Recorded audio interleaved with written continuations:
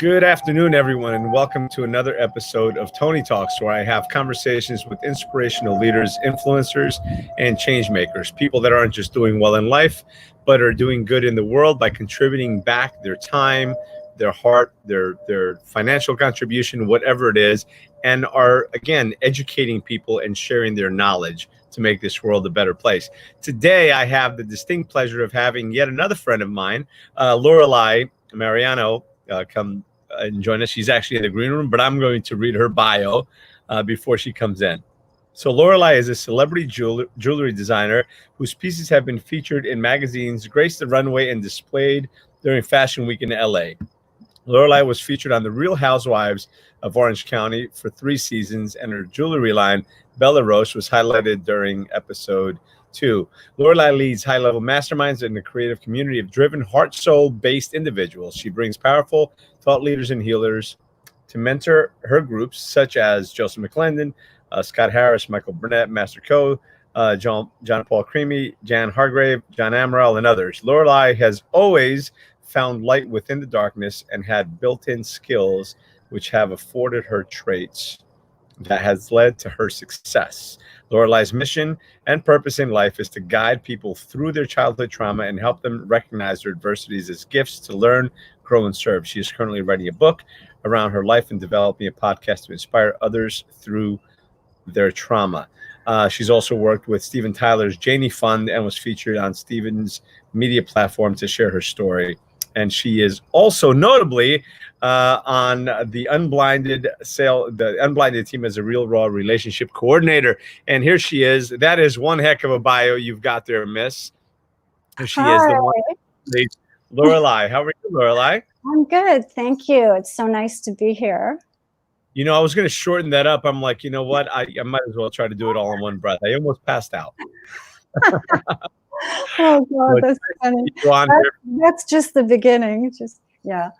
Well, listen, you know, for people that are out there making a difference and contributing back, it's no surprise that the list goes on and on. Mm-hmm. You know, people ask me often, "What do you do?" And I'm like, "Well, where do I start? How long you got?" But but you know what? As we get, certainly as I get older, we kind of start to really hone in on what it is that we're really passionate about and what we're looking to do. So, yeah, and it's amazing when, we can work 16-hour days and love it because it's our passion, or, we're serving people.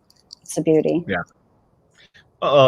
As the saying goes, if you work at something you love, you don't work a day in your life, right? Because it's a labor of love. So I'm glad that you're doing that and you found your place and your mission, which aligns oddly enough with mine as well, because we've probably been through similar difficulties in life, which again, those are the things that make us stronger. And that's what allows you, and the ones that really come out victorious, and that's what you and I are both trying to get people to understand, is that in life, when you're going through difficult moments, it's not just about surviving, it's about thriving despite your adversity, which is what whole movement of GetUpNGrow is about, right? Growing through what you go through. But enough about that. Tell us a little bit about Lorelei and how, tell us a little bit about your story, where you came from, where you are. Okay. Well, I'm actually from Canada. I was born and raised in Calgary, and I lived in Vancouver for 5 years. I've lived in LA for about 11 years, lived in Amsterdam, which was amazing, for 2. So I have this travel bug within me, and still kind of a Canadian through and through. I have 2 kids, and they firmly think that they're Canadian. So the other thing is, so I have 2 children. My daughter Sage is almost 20. My son Kyle is going to be 23. I can't believe it. So are you still there, Tony? Oh, there you are. Hi. I'm just highlighting you, but you share your story. Yeah, thank you. All right. So what happened is, throughout my life, I've experienced a lot of trauma. So that is my mission and purpose, is to help people through their childhood trauma. So that's really my main focus. So before we go into that, I'm a jewelry designer. I'm wearing one of my pieces. It's my passion. I have a real artistic side to me. And I was on a reality show, like you mentioned, which was super fun. And my jewelry was featured on that. So that was another interesting life experience that you go, okay, so that's interesting, that flows into what I do with trauma work. It's kind of different. So my trauma is when I was, I'm a real advocate for this, because when I was very young, when I was 2, I was actually kidnapped in the middle of the night by my abusive father and was missing for 10 months. And throughout that time, there was a lot of situations that were challenging. And I'm here to help people through that. And one thing, when that happened, I went through a lot of difficult times. Obviously, my mother found me, and then I went into kind of a secondary portion of trauma from at the age of 5. So there was a lot of deep-seated things that went on with that. And then when when my mother found me, I was in some kind of precarious situations, and my mother had another baby, and I actually witnessed his death at 2 months old. He actually died due to neglect, in a sense. So when that happened, my mother had a nervous breakdown. So I went into the care of my godmother, and then from there to a foster home. But the way that that was handled was really challenging. I was 5, and 2 women entered the room. I was with my godparents, and they were social workers, but they didn't tell me what was happening. And so we drove for hours. This was in Canada. And so I arrived at a foster home in the middle of the night, not knowing what was happening. So again, I've been through a lot of things and come out the other side. So through various modalities that I can explain that how I've done that. Right. Mm-hmm. Well, I'm certainly, those things that I'm a big believer in, if it doesn't kill you, it definitely makes you stronger. Mm-hmm. And it's true. Inevitably, it's true, because you've come out of it stronger because you've had to endure whatever you've had to endure. Mm-hmm. And it's terrible when you've got to go through something that Mm-hmm. young, for sure. It's obviously traumatizing. Mm-hmm. Yeah, And but go ahead. that, having to recover through that is never an easy thing. Again, I've that's one of the things we have in common. That same story happened to me, but certainly there was trauma throughout all through my childhood. And then it gets to a point where, so tell us a little bit, how it was that you were able to move on? Because certainly at the time you did what you had to do to survive. And that trauma didn't rear its head until later on in life, I'm sure, in teenage years, in your 20s and 30s and beyond, right? Recovery, or I shouldn't say recovery, but healing is an ongoing process, right? Absolutely. And it was a process, and you also go through different feelings, emotions, experiences, such as I went through a process where I had a lot of anger towards myself, self-harm. And then I actually discovered I had a half brother and sister. And different moments in your life or things that you remember or told can really impact how you deal with things when don't have the tools. I mean, there's times you're navigating through the trauma and through life, and along the way you find those tools. And I learned I had a half brother and half sister when I was 28. It's like all of a sudden, I never heard from my grandparents, and I wrote a letter to my grandmother on my dad's side, basically, okay, you have a granddaughter. Why are you not contacting me? What's up? And then she wrote me back and said, oh, you have a half brother, half sister. And I'm like, okay, that's interesting. So I contacted them, and I actually met my half brother. when he was in Canada and he came to visit me in LA, and we had a beautiful time. And when he left, I felt this huge surge of abandonment, because I had so much abandonment in my life. And then when that happened, I actually went through a process, because there was another incident where I had a memory of my mother's bloody face and a man throwing our clothes out the window of the balcony and us running to the neighbors. And I asked, and this was all about 12 years ago.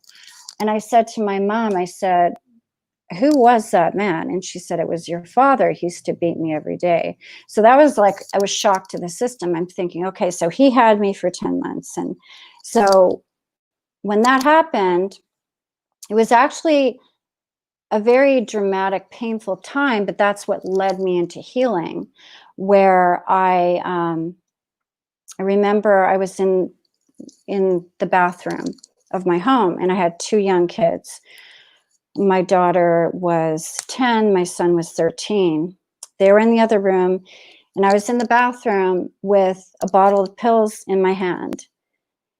And I was going through this intense depression and suicidal thoughts, obviously, not able to even barely go to the grocery store to buy food for my kids. So just panic attacks, and I had these pills in my hand. No one understands. A side note, when people are going through depression and feel suicidal, people will say, well, they're being very selfish, but the inner pain is so strong, you're not thinking of anyone else. But I had a moment of insight and clarity. It is difficult for people. Yeah. Unless you've been there, it's hard to understand. But I had this moment where I had a choice to either, live or die, to, ruin my children's life, or walk through and have the courage to face it and have that realization. I had this, you have brief moments where you can just take advantage of pain and what you're going through. And I had that moment, and I thought, no, I want to live. I need to take care of myself. I need to take care of my children. And so I made a bold choice to really look deep within and say, I'm going to face my pain. I'm going to walk through it with courage. I'm not going to escape. I'm going to go right for it. So I actually checked myself into a treatment center, a 5-week treatment center called the Meadows, which is a very well-known facility that John Bradshaw runs. And, I thought, I don't really want to go here. It's scary. I had my bags packed. I have to leave my children. Am I abandoning my children? So that was going through my head. And I thought, there's no other way. I have to get really serious help. And I thought, okay, I felt like I was going to a crazy house. And so I went to the Meadows for 5 weeks, and it changed my life. I was in, trauma. We would heal trauma 24/7, group therapy, individual. It was incredible. And I actually, my counselors decided, maybe that I should do aftercare. So I went home for a week, visited my children. And by the way, my 13-year-old son, they had family week for a week where they come and stay. My son came and learned everything that I learned in 5 weeks in a week. So that was a gift to him, where he actually said, okay, this is where my mom is. This is what she's doing. It was so powerful. And so I felt comfortable. I've grown. And one of my doctors who suggested the Meadows said, well, you can go. Or I said, I want to go here. And he says, well, you can go, but, you're just going to come back and relapse. And you're going to, just be depressed in the same state. And so when he said that, I said, oh, no. This girl is not doing that. I am not going to spend all this time and leave my children to be in the same place. So I did the aftercare at a neighboring facility called the Melody House, and I stayed there for 2.5 months, and worked on deep trauma, and I never had any anger issues. I was healed, and a portion of me was healed. I had the tools. I learned so much. But the one thing that I still carry to this day, I know, first of all, I know that by doing this, I gave myself a gift. I gave my children a gift. But, my daughter, she said, I cried every day you were gone. So just saying that could make me very emotional. But, they see the change in me. They turned out amazing. And let me just backtrack a bit. Because there's a piece, there's so many stories in between with my trauma, of course. Sure. But when I was in the foster home at 5, my aunt actually wrote a letter to my grandparents. She was 16, and she said, we need to take Lorelei in. She's our family. I'll help take care of her. And so then that's actually how I came to be raised by my grandparents, and they took me. But I was into a situation that was mentally abusive and alcoholism and whatnot. So I had to navigate basically from a very young age to 18, navigate all this toxicity and trauma. But today, I know it's I teach people that to embrace this trauma and view it as a gift to learn, serve, and grow. And I firmly believe, I would not have all these opportunities to help other people if I didn't go. It's almost like I was chosen. Yeah, I agree with that. I think one of the things I say is that I refuse to believe that I went through all the difficult moments in my life just to go through them. There has to be a higher purpose, and maybe that higher purpose is to help other people recover from that faster. So, or that are going through that, or thinking about that, or are suicidal, or are in abusive relationships, or harbor a lot of bad feelings, bad emotions, bad memories, to help them to let it go. So, you say you're still holding on to that emotion of your daughter and how she cried every day. When are you going to put that down? Sounds like that's good. Oh boy. Well, I don't hold on to it per se. If I think about it, I have that feeling in my heart, and where when your children hurt, you hurt. And so how you reframe that though? So how about you reframe that so that you're not thinking about that. Yeah. And you think how the alternative may have been your kids growing up without you. Because you have your own life. That's what pulls me through. But at that moment, I feel it, and then I transition. I was going to say, you recognize it, so you can just grab onto it, and let it go. Feel it and let it go. It's okay to feel emotions. I tell people all the time, it's okay to feel emotions, bad, and ugly. It's just not okay to stay in the negative emotions. And, somebody actually challenged me on that the other day and said, well, is there really a negative emotion? Or are they just emotions? Because our emotions are the things that we feel, the things that we experience are just indicators of something that's going on in life, that's going on within us, within our mind, within our body, within our surroundings. So all they are is just feedback. Right. It's not even essentially, it's not real. It happened. It's not here. And I do that, but I acknowledge it because it's okay to feel that pain. It's important. Sure. It's a process. And, another thing that I think is super important with, childhood trauma is, recognizing, acknowledging the inner child. There's powerful exercises. If I'm talking about trauma, if I'm speaking, if I have this intuitive feeling, I'll talk to my inner child and say, this is not you. You're here watching. You're safe. It's very powerful and needed sometimes. That's part of the healing process. Yeah, well, the healing is definitely important, Mm-hmm. as you know, at least there's a saying that I've heard before. I think I've heard Tony say it again is, heal the boy and the man will emerge, Oh. right?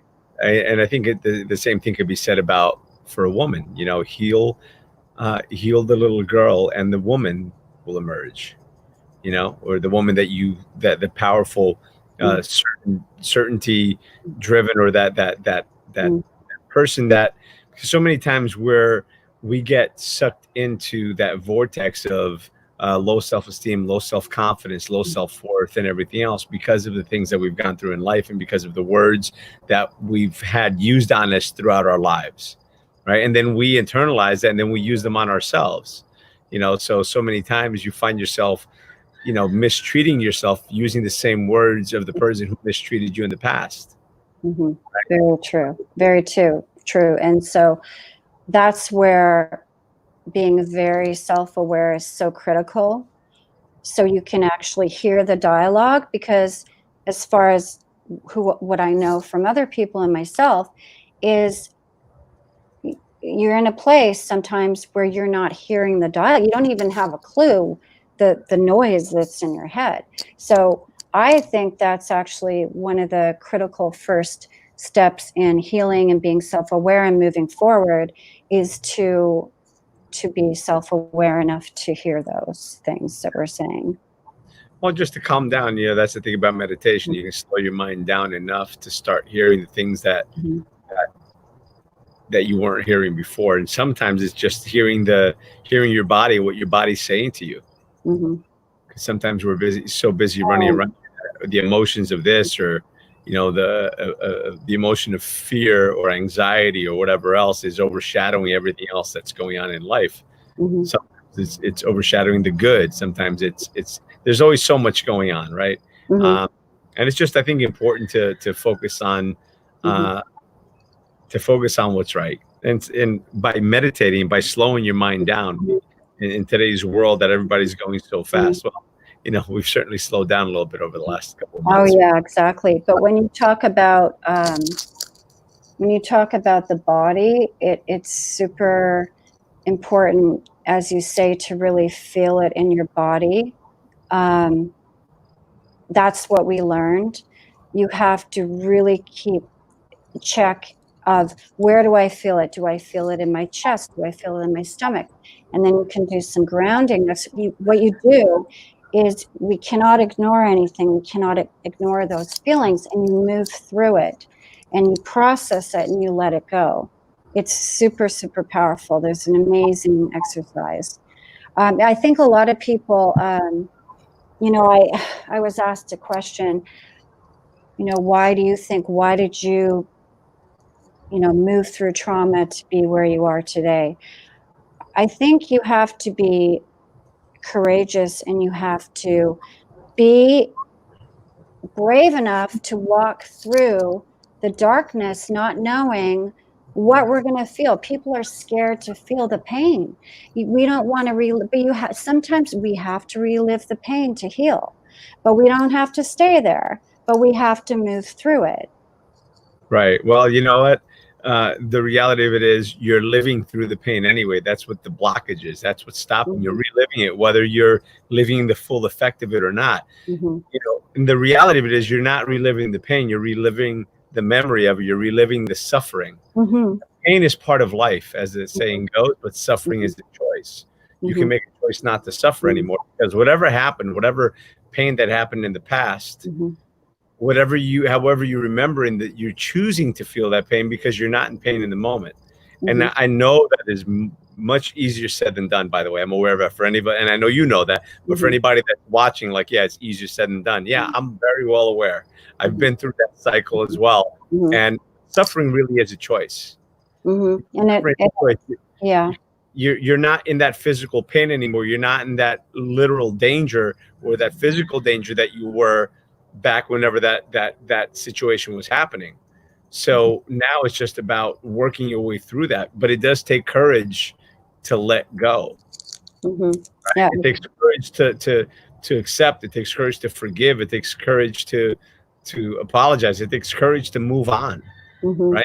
but so many times it's hard because people are afraid to let go of something that heavy because it's been such a big part of their life and their identity that they connect to it in such a deep level. And it becomes comfortable. It's comfortable, absolutely. It's almost weird. It's almost it's like a safe place when it's actually not. Because they're certain that they can get to that, and there they connect to themselves. That's where it becomes an addiction. If it can fit the 3 or 6 human needs on a constant basis, if you're feeling down and scared, you're, loving connection, not with anyone else, but with yourself, because you can commiserate. You can, it's you went through it, you understand. So that's love and connection. It's certainty that you can get to that place, and for certain this is where I was. No, nobody can take this away from me. This is my story. It's that certainty.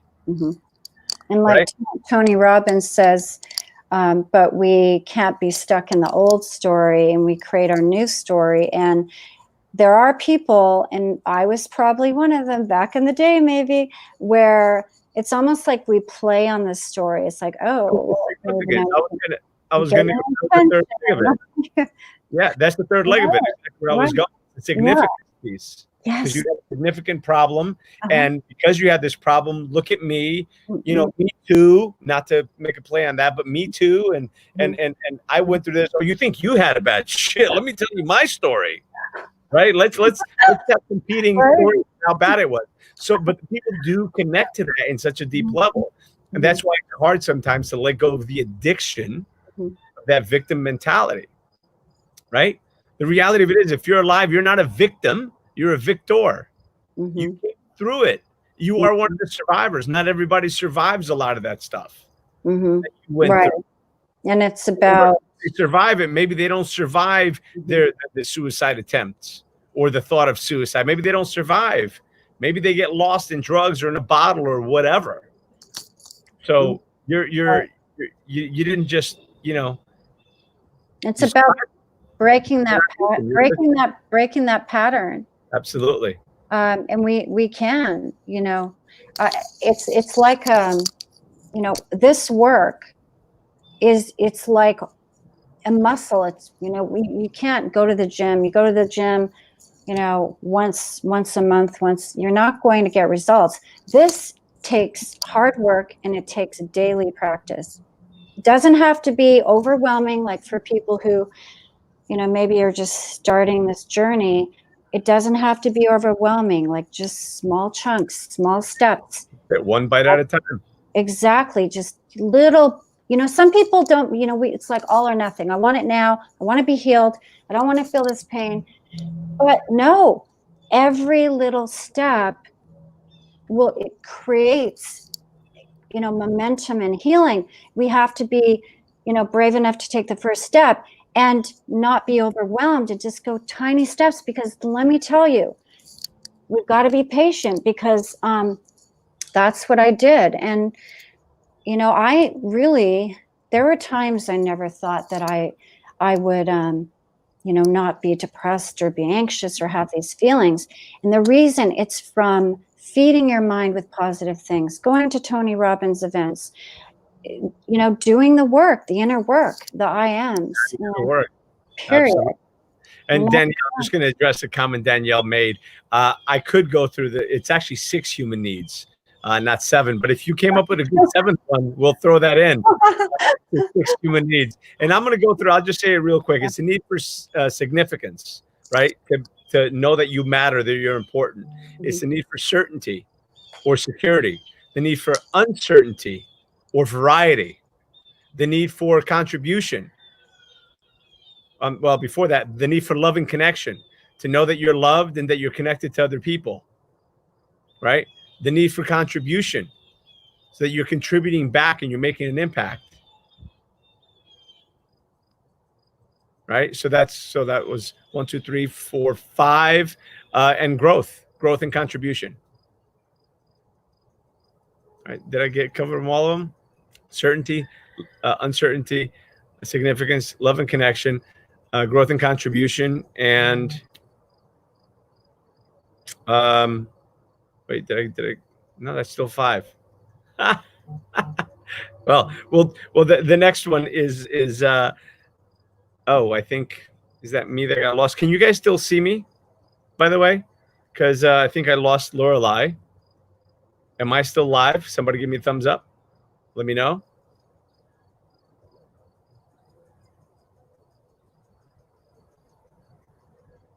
Okay. It looks like it was Lorelei that dropped off. Let me just give me 1 second here.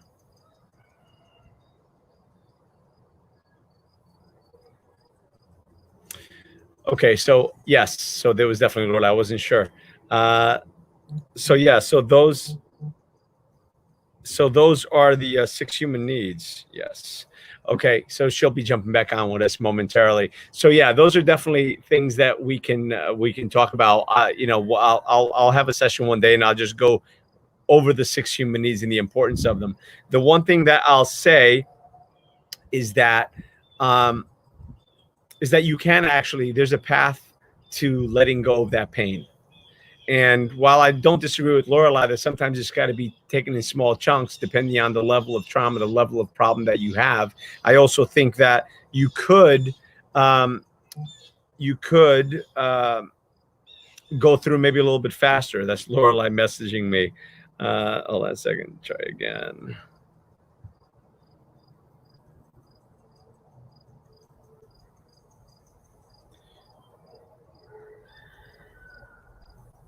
She's having, I guess, she's having some kind of tech connections over in California. Well, hopefully she'll be joining us again momentarily.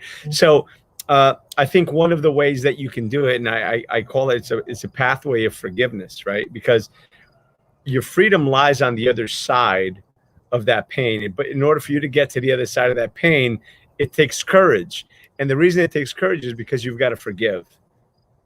The magic is in forgiveness. It's in forgiving the situation, forgiving the person that hurt you, forgiving. So I'll take you through that path of forgiveness.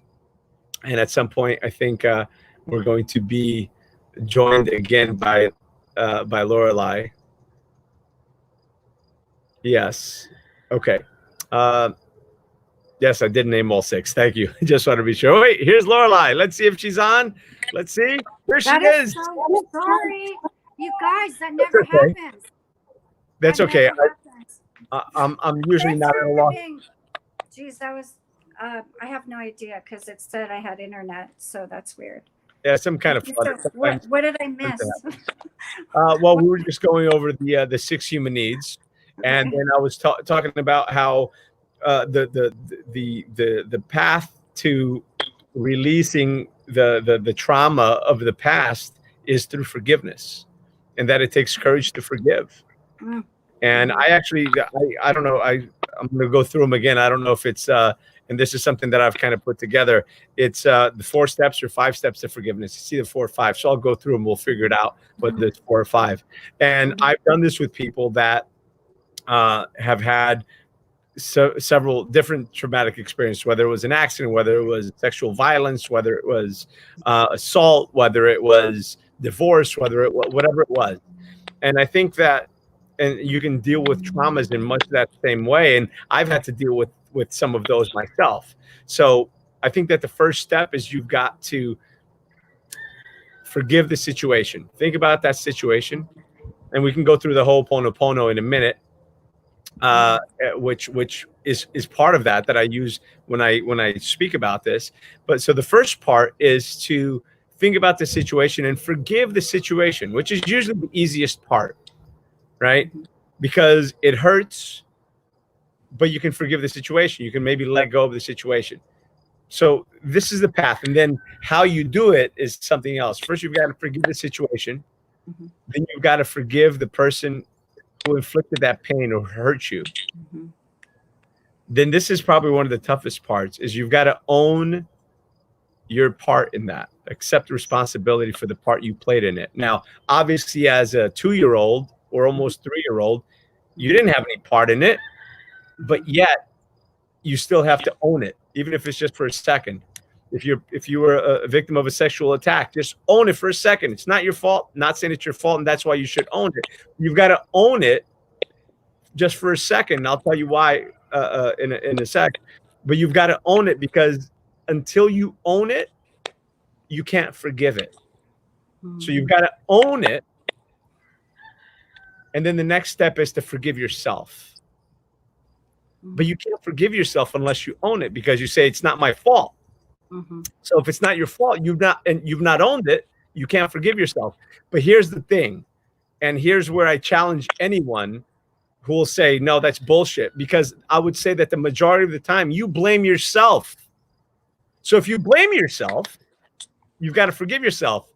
So if you blame yourself, you've got to own that part of your response.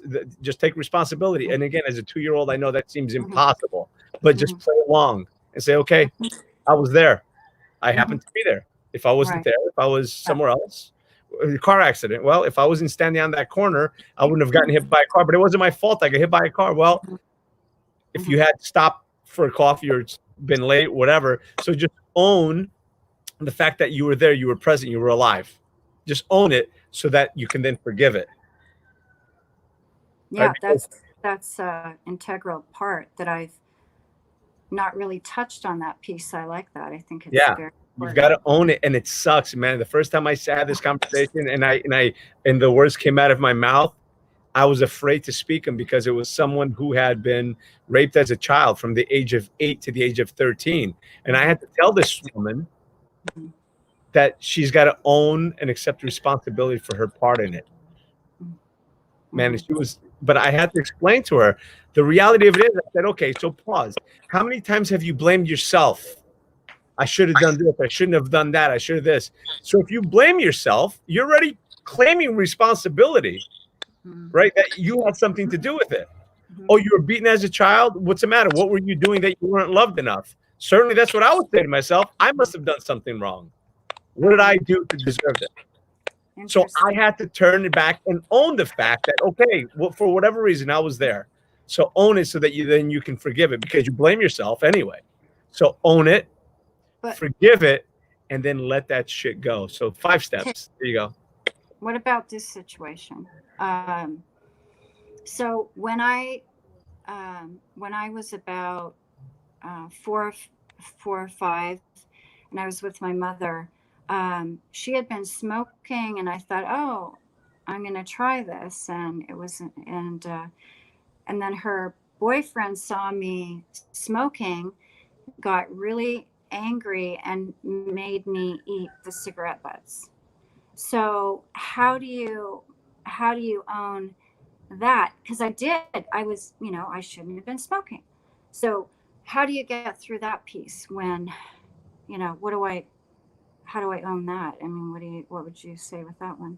So what I would say, and again, it's not making anyone right or wrong. It's not about that. It's just about stepping into that and saying, shit, I was smoking. I shouldn't have been smoking. Just own it. Own that you were smoking. And that is one hell of a... I know, it sounds funny. Like, I know it's crazy. I have 5. Yeah. Yeah, right. But it's not your fault, because it was a learned behavior. Your mom was smoking. You wanted to connect with your mom. Here's the crazy part. The reason you did it was so that you could be more like your mom, and your mom could maybe give you more attention. Again, I'm not a psychiatrist, but my hallucination, as we're familiar with that term, my hallucination is you probably did it so that you can get the love and attention from your mom that maybe you weren't getting. Because if you were more like her, just like little girls putting on makeup, it's not because they said, well, I want red lips. I want to look like my mom. I want to look like that pretty woman on TV. I'm going to wear my mom's shoes. Look at me. I'm just like mommy. Look at me. I'm smoky. I'm just like mommy. Mommy, do you love me more? Wow, that's interesting. True. Right? Yeah, very true. And so you did it out of love. And as evil as that, what he did was, maybe he didn't know any better. So you've got to forgive him, because maybe he had to eat some cigarettes when he was a kid. And maybe he thought that if I'm going to make this little girl eat these damn cigarettes, she'll never smoke again. Have you ever smoked again since? No. Out of curiosity? No. Well, God damn it, if that didn't work. But because it left a mark. But so people do things, and things happen in our lives, right? But so you got to forgive him for having done it, because he didn't know any better, and he may have done it with good intentions. The road to hell is paved with good intentions. You've heard that before. So just like you've got to forgive yourself for not knowing what you didn't know when you didn't know it, you got to forgive him for not knowing what he didn't know because he didn't know it. Yeah, exactly. Yeah, it's true. And So that's going again back where we break the cycle. right. So going back and undoing that, own the fact that you were smoking the cigarette. And then that guy, again, super crazy, holy shit level of reprimand, right? Maybe he did it out of love because he didn't want to see you do it. He was probably angry and he didn't want to see you do it. And that's why he did it. Own the fact that you smoked a cigarette. You're a kid. It's not like you've got a, tattoo. I smoked when I was 5, and then I had to eat cigarettes, right? But own it for a minute so that you can forgive yourself. You know what? I forgive little Lorelei for smoking that cigarette. Own it. Damn, Lorelei, you smoked that cigarette. I forgive Lorelei for smoking that cigarette. And then just let that shit go. Yeah. Yeah, I think that owning it piece is super powerful. I almost feel that will get you to where you need to be quicker in the healing process and the forgiveness process. Absolutely. I agree. And the one thing that I said before you came back you on. Have to trademark that. Yeah, I think I do, because I've never heard that before. The way I put it that way, I don't think. But, So what I said before you came back on, for full disclosure, I said, well, I agree with you that sometimes you've got to take things at your own pace because different levels of trauma, you've got to get used to the idea. You've got to go slow. You can't, but sometimes you can go quick. If you follow, if you do this, just like the whole Ho'oponopono, you might want to forgive the person that hurt you, but it might not stick the first time. The psychologist that did that test, I don't know if you're familiar with how the Ho'oponopono and how the guy studied, the psychologist studied it. He went to a prison in Hawaii. Did you ever hear that story? No. Okay, so there was a study done in the 70s. There was a psychologist that had heard about the Ho'oponopono, which is the ancient Hawaiian prayer or spiritual prayer of forgiveness, which I know you're familiar with. So he decided that he was going to go to the most violent prison in America, and that happened to be in Hawaii. I don't know if it was Honolulu. I'm assuming Honolulu. So he went to Hawaii, and he went to the most violent. This prison was so bad. There were parts of the prison that the guards would not go into.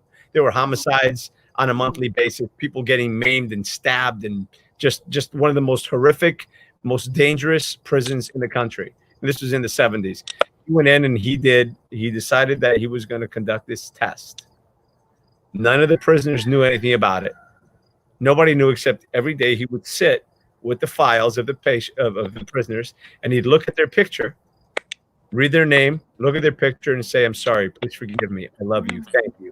Over and over again. And he did this for 6 months. And in 6 months, the violent crime went down 70% with them doing nothing else. They didn't put any more guards. They didn't change the food. They didn't do anything. Just by him doing that, the violence went down 70%.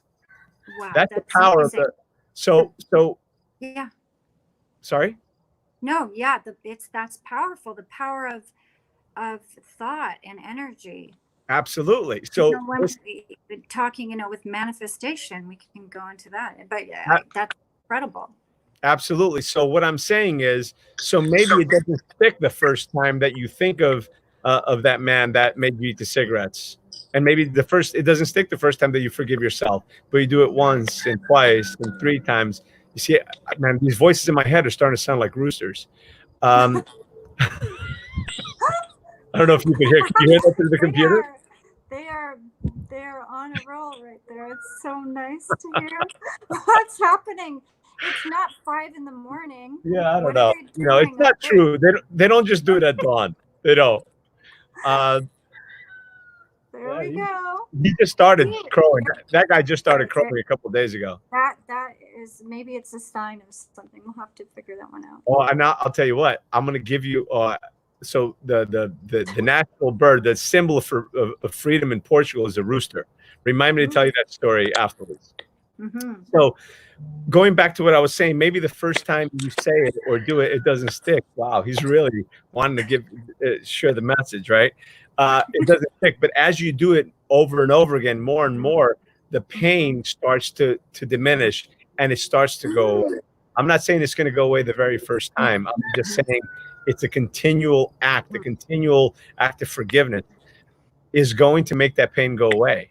Yeah. You know what's amazing is I had sent someone a beautiful image with that on it, and I meant it in a meaningful way for help they needed or to patch up something. And the next day they're like, hi, I love you. Yes, let's connect again. So this is someone who does not know that, doesn't, not into personal development. So it's very powerful. Think about this. How many times has this happened to you? You're thinking about somebody, your phone rings, and it's that person calling you. What? How's that? I haven't spoken to them in a year. I haven't thought about them in 2. How the hell? I just thought about them. The phone ring. Yes. How is that? How is that? That's just energy. The mind. The power of the mind. Connecting. Listen, we're all connected. So I think that the power of forgiveness, the power of intention, the power of that energetic transference. I don't know if you've ever heard this. There's a lot of things that Tony used to talk about that he doesn't talk about anymore just because there's so much content, so much new content. One of the things he talks about is the power of energy and the power of how we can transmit energy. Just like I was talking to you about, you think about somebody and they call you. There was a test done sometime in the 80s with MIT and University in California, whatever that one is. And that's bad that I just drew a blank. I couldn't think of it. So whatever. So they did a study where they took cells from one of their subjects and sent it to MIT. Right? They sent that sample to MIT, and they manipulated his emotions, or the subject's emotions, and on a cellular level, they reacted a certain way. Let's say happiness, they went like this. And when he was happy, 3,000 miles away, a couple of days later, his cells on a petri dish are going like this. Oh my goodness! If he got angry and they went like this in his body, in Boston, 3,000 miles away, they're going like this. Where they're vibrating, however, the same exact way. So we're all connected. We're all energy. And trust me, I was not 20 years ago. I was like energy, whatever. Yeah, turn the light switch on, the power goes on. I turn my car on. That's energy. It wasn't. And while I know we had energy, the whole understanding of energy and how it works was shallow, to say the least. Right. But as I learn more and as we grow, this energy of forgiveness, this energy of letting go. We've all heard the expression, holding on to anger is like drinking poison, expecting someone else to die. Right? You've heard that before. And I used to say that, but I changed that. I'm like, that's actually, while it may be true, I prefer the analogy that you've heard. And this was Buddha, I guess, that said it, is holding on to anger is like holding on to a piece of coal and waiting for your enemy to come by. The only one you're hurting is yourself. It's so true. You're holding the coal. It's actually worse than that. That's not the only person you're hurting. So this is where I start thinking about stuff, and I will go deeper into that. It's not true. The person you're hurting isn't just you. It's everybody that's connected to you, because now you're in pain. And that pain isn't going away. So when you're in pain, do you react to your children in the same loving way? Do you respond to your spouse, your boyfriend, your friend, your client in the same loving way if you're in pain? No, inevitably, you're just going to be on edge. You're going to just be angrier, or you're just going to be that much more uncomfortable. So the true you isn't coming out. So that coal, that hate is getting the best of you, and everyone that you care about is getting the rest of you, because you're holding on to that pain, that anger so much, waiting for your enemy to come by. The problem is your enemy is dead. Your enemy is 3,000 miles away and your enemy sometimes doesn't even know he hurt you. True. Maybe the guy that made you eat the cigarettes doesn't even realize how much that traumatized you. Nor does he think about it, nor does he care. It doesn't matter. So the forgiveness is not for him. The forgiveness is for you to release yourself from that pain, because you're holding on to that piece of coal. It's only going to hurt you, never going to hurt him. True. So sometimes we just gotta let that go. Yeah. And when you talk about energy and whatnot, there's a lot, when we're in a good energetic space and we're feeling light and healing and doing the work, at least for me, that's when I create the most momentum. I keep being in a space where your energy is beautiful and it's aligned and you have flow. That's when a lot of magic and things can come to you. That's when things come to me, is when I'm in flow.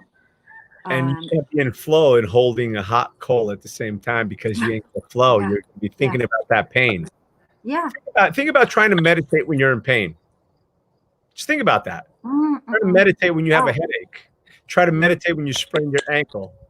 Try to meditate if you have a toothache. You ain't going to meditate for nothing. I don't care what you say. Unless you medicate, you ain't going to meditate, because the pain is going to take over your conscious thinking. And the more you slow down your thinking, unless you're at the level of meditation that you can actually numb the pain, the more you slow down your level of thinking, the more attention goes to the pain, because now you've got no distraction. Yeah. So same thing as getting to that higher level of thinking. If you're in that constant pain, if you're in that constant anger and that constant dis-ease, right? You're uneasy, you're in that dis-ease, you're blocking whatever is going to be channeled through you, whatever, those moments of clarity, that clairvoyancy, if you will, those moments of genius, of breakthrough, whatever, are harder to come by if you're in pain. If you're holding, and by pain, that could be holding on to anger. That could be that thing that you've left unsaid. So time to put that coal down.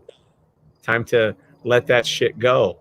Hey, it's Brian Bradley. Let's go. Is Brian on? He's not. But Brian, if you want to jump on for a second, because I want to know how you did on Saturday at the races. But listen, I'm going to address something that Danielle asked here. She said, how do you forgive yourself for doing wrong to someone else when the person doesn't want to hear your apology? So I can answer, or you can answer. You can answer first, and I can answer. Do you want to tackle it? Yeah. When they don't want to hear your apology. Well, that's when I think that you do go into an energetic space, and you use the prayer as well for them, and just put out the intention, and lead by example. Put out the prayer, put out the energy, and maybe have a dialogue where you're speaking in the context of I rather than you and whatnot. What do you say? Well, they're probably not going to. It sounds like she doesn't want to hear from her. So having a conversation probably wouldn't work. What I would suggest, Danielle, is, always apologize and try to make amends. If they don't want to hear your apology, that's okay. Send them a handwritten letter. Hey, listen, I know maybe they won't read it, but it's okay, because sometimes that apology is as much for you. It's as much you owning what happened, right? It's as much you owning what happened, so that you can own it and then forgive it, right? So maybe you just write it out. And if they don't read it, that's on them, because that's off of your plate. They don't want to accept the responsibility so that you can keep carrying the burden. Like, screw you. You screwed me, so now you want me to apologize? You want me to accept your apology so you're scot-free? No, you keep holding on to that burden. So you know what? You write it out and you put that burden in an envelope and you mail it to them. And then it's their choice. They can choose to read it or not read it. But you put down that burden on a piece of paper, send it out to them, and then you can do the whole Ho'oponopono and forgive yourself for what you did, forgive them for not accepting it, and then just let that shit go. And another thing that I think is powerful exercise in terms of maybe healing the self-doubt or the pain associated with that is to write down all the limiting beliefs associated with this experience that you have, and do a little ceremony, and you write down the limiting beliefs, and you write down why that's bullshit, or write the positive, turn that around to positive self-talk, and then burn the limiting beliefs. And it's very powerful seeing that go, in flames and disappearing. Yeah. And just let it go. Put it on a piece of paper like you Let said. Throw it into a that shit go. What's that? Let that shit go. Let that shit go. I say that shit all. Let that shit go. It's Probably not your let- shit to carry. Yeah. Let it go. Let it go. And again, they're doing that because they don't want you to get to get off scot free. You know, and that's okay. That's okay. It's not. Listen. Stop blaming yourself for what I. If you've tried to apologize, you've tried to make amends. There's only so much that any person can do. You can't be responsible for that, how they're going to act and react to that. So you've done your part. You've apologized. Now put that shit down. It's getting heavy. Because the worst thing you can do is you can leave that. That'll fit into the whole tripping on shit behind you comment. Stop tripping on shit behind you. It's in your past. Stop stumbling over it. And forgive them and let them go. Listen, they don't need to be in your life. It doesn't matter who it is. It's my mom, it's my dad, it's my grandmother, it's my brother, it's my baby dad, whatever. It doesn't matter. Certainly if it's your kid, if it's your baby, it's different, But is this someone they want to continue having a relationship with? I missed that's a that. good question. Danielle, is it someone you want to continue to have a relationship with, that you really want to make amends? And if they're being that difficult, do you really want to? Because really, truly, some people are more work than it's worth. And I hate to say that, but it's true. It's true. Some people are just the drama in your life. So no, she says no. So let it go. Let that shit go. Cut the cord. Listen, go back and listen to one of Master Co's. I think he did it on both the times that I had him on. Listen to Master Co's episode of cutting the cords. Cutting the cords with that lavender light. Cut the cords and let that go. Disintegrate. Let that go. Let that shit go. It ain't worth it. It isn't worth it. It isn't worth your peace. You've already tried to make amends. You've apologized. Write it down. Send it out. And let it be on them. And then I think when you let it go, you're just creating more space for more beautiful things to come in. Because right now there's a piece where things won't be able to manifest. There's a blockage. You're holding this negative space. And once you let it go, and I think it should be done in a beautiful way of, symbolic way. But then you're creating space for better things to come through. Yeah. Leva says, write a letter and burn the letter. That also helps. Yes, but I would send the letter. That way it's their option to either read it or not. And the way you've got to assume it, they read it. They didn't respond. So what? Now what? Now you move on. So that's my take. Listen, don't give your power away to that person, Danielle. Take it back. Take it back. Right now, you're giving them power. Take it back. It's not worth it. Move on. We all make mistakes, by the way. We all make mistakes. Actually, there's a Facebook group that I'm part of, Misfit Nation. Which Lorelei, you know Jason Cisneros, right? Yes. Okay, so he's the king of Misfit Nation, so to speak. He started a group called the Misfit Nation. People that have screwed up, in some cases screwed up royally, but have made amends, have apologized, and now are doing better, right? Doing better in the world, helping other people and everything else. So listen, and if it makes you feel any better, write the letter, forgive, and then go out and do something nice with somebody else, and that'll be your payback to whatever karmic, things are hanging out there. Do twice as good as you did bad to whatever that person, whatever happened with the person. I think it's also really important though to send them, to let them go with love and kindness, good energy. Never had that, we're just talking about how powerful energy is. Sure. Well, we need to send them love and truly, and just as we're letting them go, we don't have this seed of resentment, like asshole. No, send them love, truly from your heart. I release you. Can you even say that? I release you. I release this burden. That's powerful. That's and then you can be a little bit more, never mind, I'm not gonna. when I said, or you can rant and just do a rant for a while and then do the nice things. Yeah.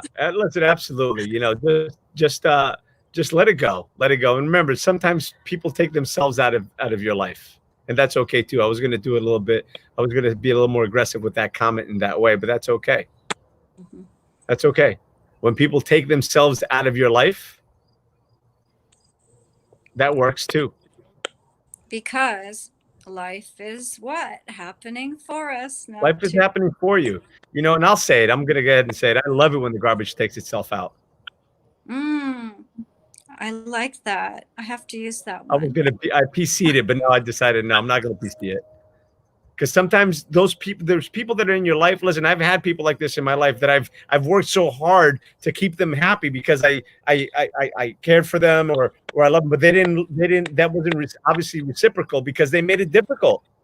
It shouldn't be so difficult, right? It shouldn't be so difficult to have somebody in your life that you love, that you care for, that cares back for you. Mhm. If the relationship is too much work, if you've got to keep forcing the relationship, maybe it's just not worth being in it.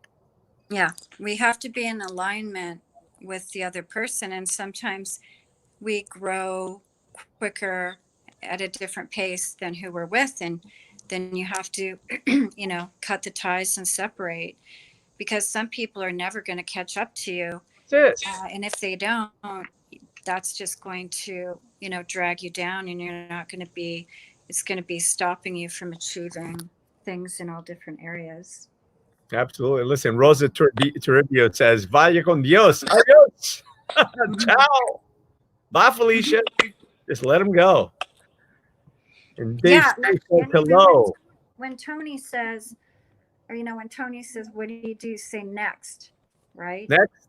Next, done. Next. You know, Mhm. come in the door, get out the door, but for God's sakes, don't stand in the doorway. You're blocking freaking traffic.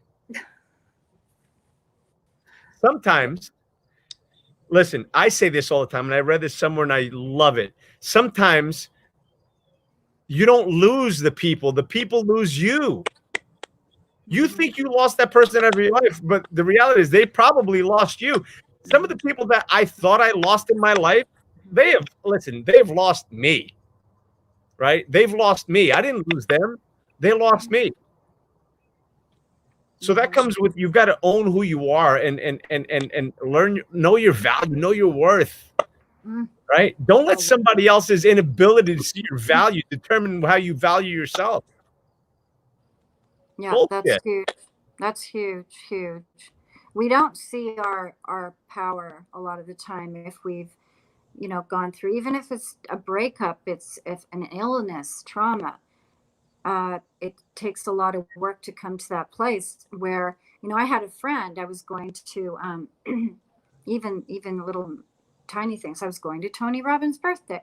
I knew I was going to meet some influential people. I was setting the intention, and my beautiful friend, she's like, "Lorelei, I am your equal. That's your mantra tonight. I am your equal."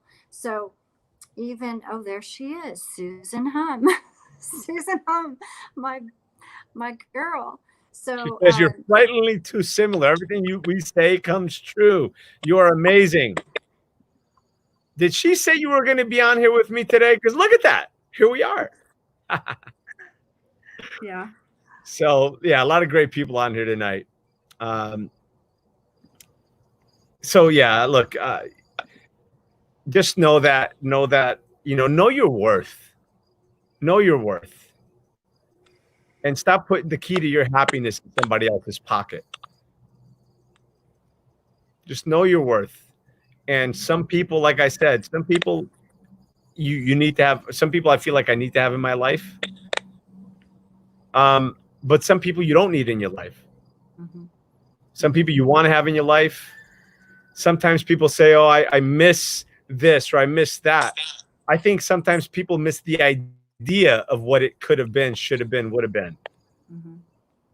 Mm-hmm. People miss the idea, or they miss how it used to be. They don't miss the person.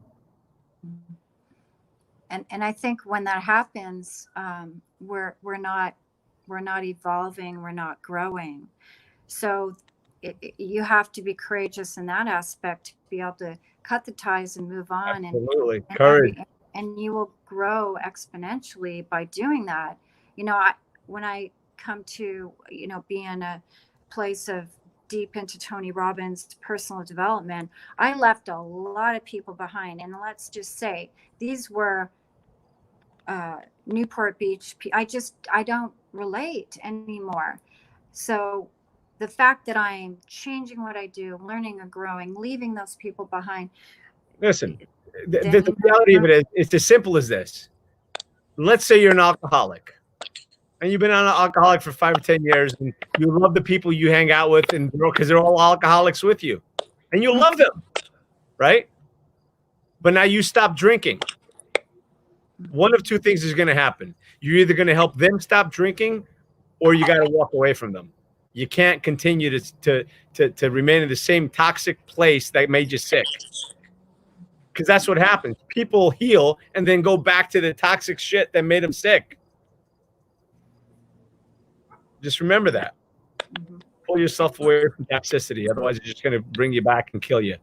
So, listen, with that said, we are way past an hour. We're at an hour and 6 minutes right now. We are out of here. We are out of here. But before we go, I want people to know where they can find Miss Lorelei Mariano. Because not only are you a beautiful jewelry designer, well, you're beautiful and you design beautiful jewelry. Thank you. Right? Original pieces. Yeah. But you're also amazing in so many other things. So where can people find you if they want to know more about the fabulous Lorelei? Thank you. So they can go for my jewelry. My jewelry is Bella Roche. So you can go to bellaroche.com, BELLAROCHE, and you can follow me on Instagram, either Lorelei Mariano or Bella Roche Jewelry _ in between each word. And for my masterminds, can go to manifestationmastermind.com. I lead masterminds that are pretty fantastic. And so that's my world. Awesome. Any last word of wisdom? Well, I have last words of wisdom, and I have one exciting thing coming up, I think. So I talk a lot about this to my friend, but for me, with my experience, I had to recreate the model of love from nothing. So for me, love is the answer. Lead from love, lead with your heart. Keep your heart open and really just have that self-awareness and be brave in feeling uncomfortable. That's it. So courage. It takes courage. I mean, and think outside of the box. Do things that scare you. I contacted by some crazy, just my intuition said, contact this person. I'm like, how am I friends with this really well-known movie director, producer? Since I did, and I didn't let my limiting beliefs go, well, why would they want to hear my story? Or so now I'm meeting this person in LA this week, apparently, or we're planning it. Wants to hear my story because he may make my story into a movie. He's interested in my life story. That's my tip. Keep it going. So many doors open when you get out of your own way, when you step into your courage and you step into your greatness. And I just want to remind everybody that you, my friends, are the heroes of your own story. You are the hero of your own story.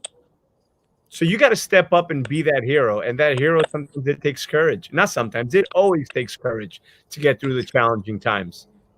And nobody wants to go through them, but it's through the challenging times that you find that inner hero. So just be that hero and step into your greatness. Step into who you're destined to be. And sometimes the best way to do that is by helping somebody else go through the same shit that you went through. And I've been saying this, and I'm going to say it again. The best thing about having to swim across an ocean of shit is that the next time you come across a stream or a pond, it's no big deal. I love that. All right. And thank you for being, I think you're a hero to a lot of people. You help so many people, and we all have that hero within. So thank you. I just want to acknowledge you and thank you for all you do. Thank you. I appreciate you. Look, I do my best to do my small part to help you find the hero inside of you. Because at the end of the day, it's not my job to be the hero in your life. It's for me to help you find your hero, because he or she is in there. Because if you've been through some bad shit and you're still here, you're the hero. You survived. You're the one that did it. Even if it was with somebody else's help, you had to reach out and grab that hand. If you were drowning, you had to reach out and grab that hand. You had to play a part in that. And by drowning, I don't mean just water. I just mean in life and thoughts and depression and anxiety and fear, whatever it is. So you are a hero. We're all a hero. You're the hero of your own story. So stop looking for the hero. Be the hero. Step into it. And with that, my friends, remember that life is not about how many times you fall. It's about learning to get up after every fall. And remembering that it's when we fall that we learn, and it's in getting up that we grow. And every single time we fall, we have the opportunity to get up and grow we must. Lorelei, I appreciate you. Thank you for being on here. Don't hang up. We're going to have a little chat for a sec afterwards. I appreciate everybody for watching. If this video resonated with you, by all means, share it. Invite your friends. We're streaming to Facebook, and we're also streaming to YouTube. So would love to have you go onto the YouTube channel and subscribe. Certainly, you can follow me on Facebook at GetUpNGrow with Tony Rodriguez. I appreciate all of you.